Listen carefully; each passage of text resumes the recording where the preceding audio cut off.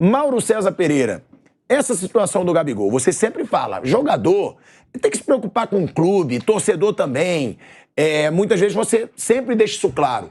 O que falar da postura do Gabigol ontem? E também tem muita gente querendo criticar, mas é um contexto também, né? O cara tava virado, tá em festa, tá em férias, tava com a torcida dele. Eu acho que tem que falar mesmo, eu acho que ele tem que entrar no clima. O que você achou da postura do Gabigol e do grito da torcida do Flamengo, Mauro? Bem, assim, primeiro assim, eu acho de fato que futebol é clube. Para mim, a seleção só tem graça na Copa do Mundo, na Eurocopa, e teria até graça na Copa América se ela fosse de 4 anos junto com a Eurocopa. Isso seria legal. Algo parecido, né? Você espera 4 anos, ainda mais se pudesse assim, México, Estados Unidos, né? Para dar uma engrossada. Quando tinha antes, né? Canadá agora. Às vezes convocado. Isso é legal, uma Copa das Américas com um eliminatório lá para os pequenininhos da América Central, as Bolívias e Venezuelas da vida, que tal você pega lá 12 times e faz uma Copa América bacana, numa sede específica, seria interessante. Mas não é assim, toda hora tem Copa América, então banaliza. Então, para mim, seleção é Copa do Mundo e Eurocopa. O resto é chatíssimo. Liga das Nações, eliminatória, é um saco, um porra, é amistoso. Então, meu Deus do céu, muito chato. Mas dá audiência porque a seleção brasileira joga sozinha.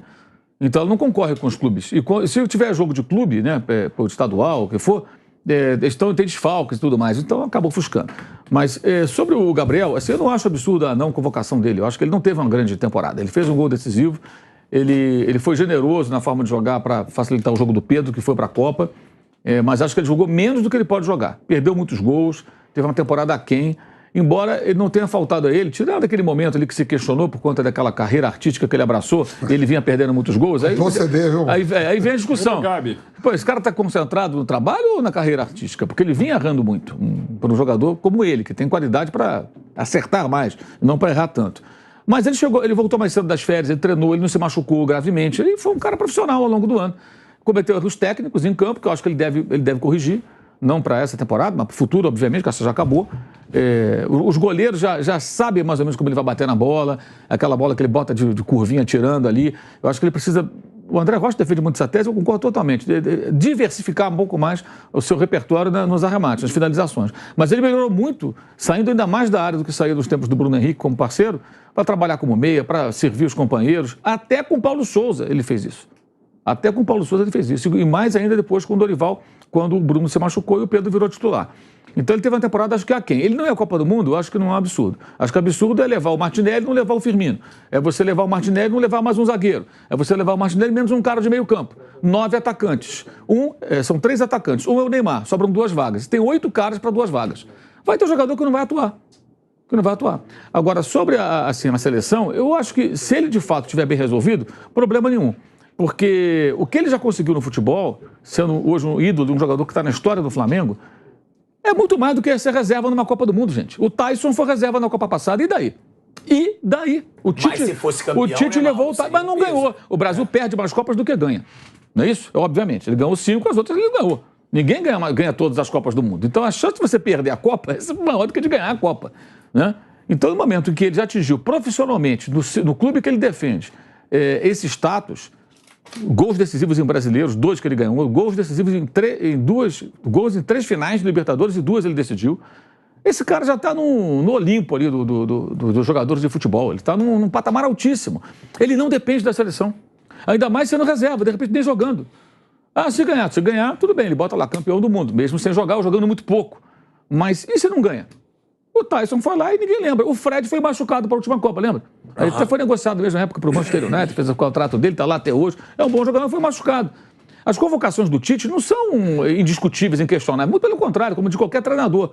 O que eu não concordo muito é esse discurso de o Tite não convoca por conta do comportamento dele. Viu o que ele falou? Ela querem o quê? Um grupo de escoteiros. Um grupo de escoteiros mirins, lembra? O Guinho, Zezinho, Luizinho, aquele chapeuzinho, aquela roupinha. Os escoteiros mirins do Tite.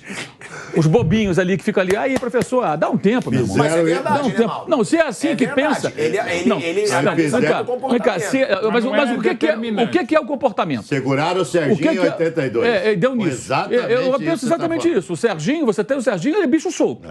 Ele vai, na época, né? Ele fala isso. Ele vai meter o dedo na cara do zagueiro, vai largar a mão e tal. Não tinha VAR naquela época e o Serginho, para ficar domesticado, não servia. Eu acho que é um dos grandes erros do Tele na Copa de 82. Então não levo o Serginho, botava o Roberto Dinamite para jogar. Estava à disposição dele. Mas enfim, então eu entendo que assim, a manifestação dele é o direito dele.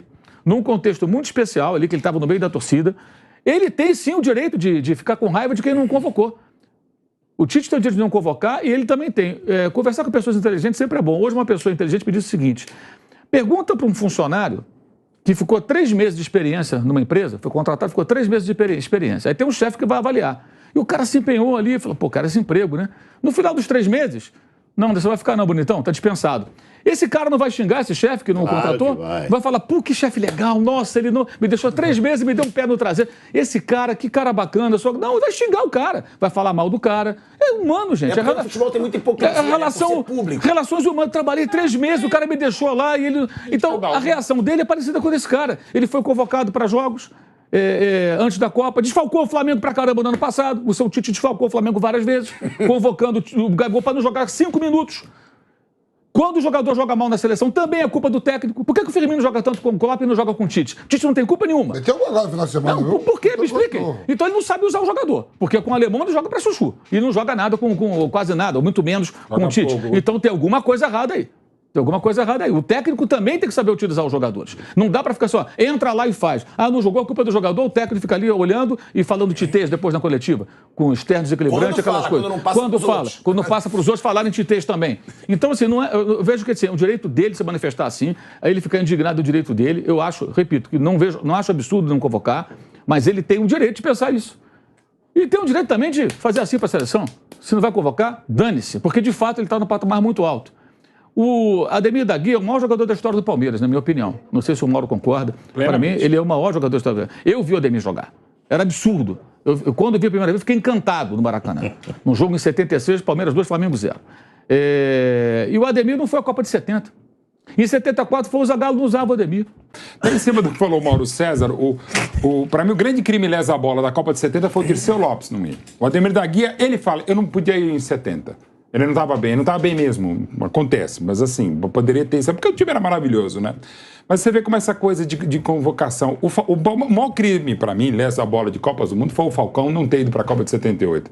Era disparado o melhor jogador do Brasil em 75, 76, já não era tanto em 77, 78 você pode discutir, mas foi um absurdo o tema do Caldo. Em 78 o Cruyff não ia também lá na Holanda? Não, mas o Cruyff era questão de dinheiro e também política, com a ditadura argentina, é um negócio mais complexo. Agora, por exemplo, esse tipo de coisa, de relação. O Alex também foi um pecado, mas em 2002 podia ter estado. E hoje ele fez uma postagem muito legal, uma história que a gente já sabe, em relação ao Filipão, que era o treinador dele. E sempre lembrando, acho que eu falei aqui no De Placa, o Filipão não era muito fã do Alex. Tanto é que o Alex quase foi pro Botafogo, depois de ganhar a Copa do Brasil em 98, quando ele não jogou bem a final. Pelo Filipão, ele tinha dispensado o Alex. O Alex ficou, ganhou o Mercosul, foi o craque da Mercosul, e mesmo assim o Filipão trouxe o Jackson para ser titular na Libertadores de 99. Eu vou ter que te interromper. Eu tentei esperar, mas aqui evoluiu o assunto. É que a gente vai ter que encerrar o Bate-Pronto na TV Jovem Pan. Galera, muito obrigado pela sua audiência. Foi uma boa audiência aqui na TV Jovem Pan. E se você está curtindo o debate, a gente segue no YouTube até as 2 horas da tarde. Então vai lá no YouTube da Jovem Pan Esportes e siga com a gente até as 2 horas, no YouTube e na rádio. Na TV, você fica com o Pânico. Uma boa tarde para todos vocês. Mauro Betti, seguimos no YouTube, agora no Break na rádio, continuando as injustiças de convocações para a seleção. E as reações de cada um, que são humanas, né? O Falcão não viu nenhum jogo da Copa de 78, até hoje, porque ele queria estar lá. O Alex não viu a Copa de 2002 porque ele queria estar lá. E ele teve os problemas com o Filipão. O Gabigol gostaria de estar também nessa Copa.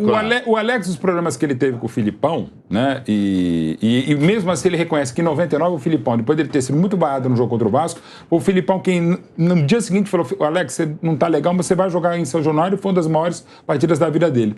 E o Alex, nessa postagem de hoje, pelo encerramento da carreira do Filipão, ele fala, queria dizer que a gente teve questões e tal, mas mesmo assim eu queria agradecer ao Filipão hoje, com a cabeça mais tranquila e vendo o que aconteceu depois, porque ele não me convocar para a Copa de 2002, que foi uma grande decepção, até porque o Brasil foi penta com Vampeta, fez com que eu tivesse os melhores anos da minha vida no Cruzeiro, que foi bárbaro dele em 2003, e também no Fenerbahçe. Ele disse que ele aprendeu muito do futebol pela dor e quis superar, quis mostrar para o Filipão, para ele mesmo, que podia ser. Claro que é aquela coisa que o Valdir Espinosa explicava, que você não precisa ser atropelado para aprender a atravessar a rua, enfim, dói e tal, mas tem momentos e momentos e reações absolutamente naturais dos jogadores. O próprio Palhinha, que foi fundamental no São Paulo, também campeão da América pelo Cruzeiro em 97, era um entre tantos que mais apanhava do Telê. Ele fala hoje, o Telê tinha razão. Algumas coisas mais extra do que dentro de campo. Macedo é outro. Quase todo mundo que passou teve problemas com o Telê. Então, assim, não estou dizendo que, legal, daqui a pouco vamos ver. Mas a reação é humana, como está com o Mauro César. Você pode ficar bravo. E em cima do trio elétrico, mesmo que tá valendo tudo.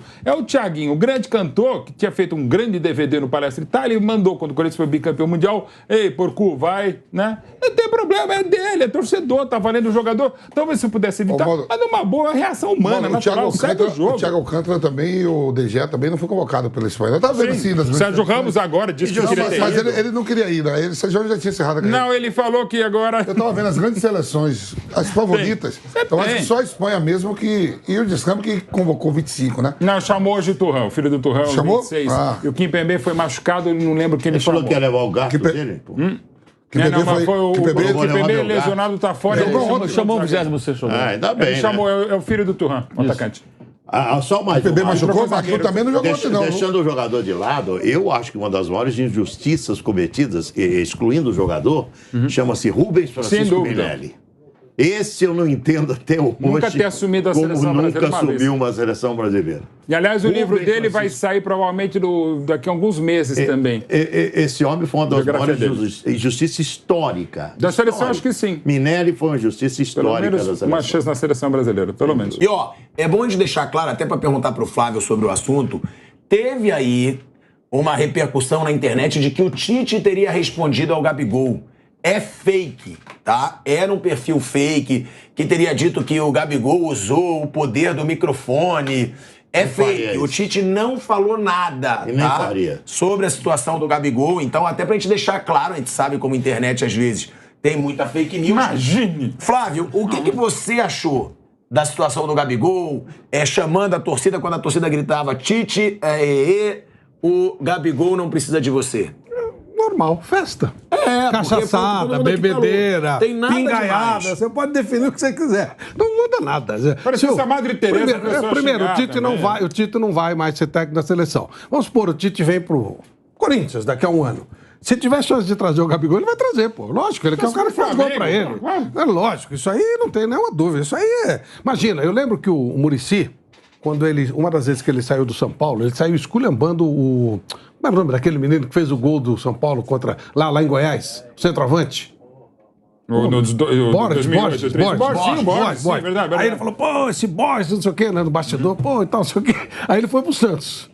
Contratou o Borges. Campeão da América, ele falou assim, cara, eu preciso de um cara que faça gol. É aquilo que você fala, Vampeta, jogador bom e mulher bonita, perdoa. É lógico. Felipe Luiz. Mesmo, se ela quiser, eu perdoo. Vamos votar, tirar a pensão, lógico. Não, calma aí, o que foi? Se tirar a pensão, eu topo qualquer parada. Se a tua ex te perdoar, tu volta? Pô, mas, meu irmão, mulher bonita e jogador bom se perdoa sempre. Se tirar a pensão, então, eu volto correndo. Esse adendo não parecia da frase. Vai chegar pra ela, hein, lógico, pô. Chegue pra todas elas, todas que eu tenho filhos, que cheguem pra todas. A primeira. Não, todas. Então, faço no Arém lá, no Copa do Mundo, não tá no Copa do Mundo Árabe. Copa do Mundo Árabe, tô na pegada árabe lá. Mas você sabe, o Felipe Luiz deu uma entrevista pra Comembol TV, pra colega Yara Fantoni, sobre essa coisa que a gente sabe que ele quer ser treinador, né? Tá se preparando pra ser treinador. E um dos grandes sonhos, talvez o maior sonho imediato do Felipe Luiz, seja um dia ser treinador do Flamengo. E ele falou... Não deveria começar pelo Flamengo. Mas eu acho que tem uma grande capacidade. O cara acha que sai do vestiário e vai ser treinador, não é assim? Ele não acha que sai. Ele vai ser um grande treinador. Sim, mas não pelo Flamengo, né? Não pelo Flamengo. Vai lá pro Nordeste. Por exemplo, o maior de todos conheceu no Barcelona. Ele mesmo falou. Então, a regra não é essa. Mas sei lá. Agora,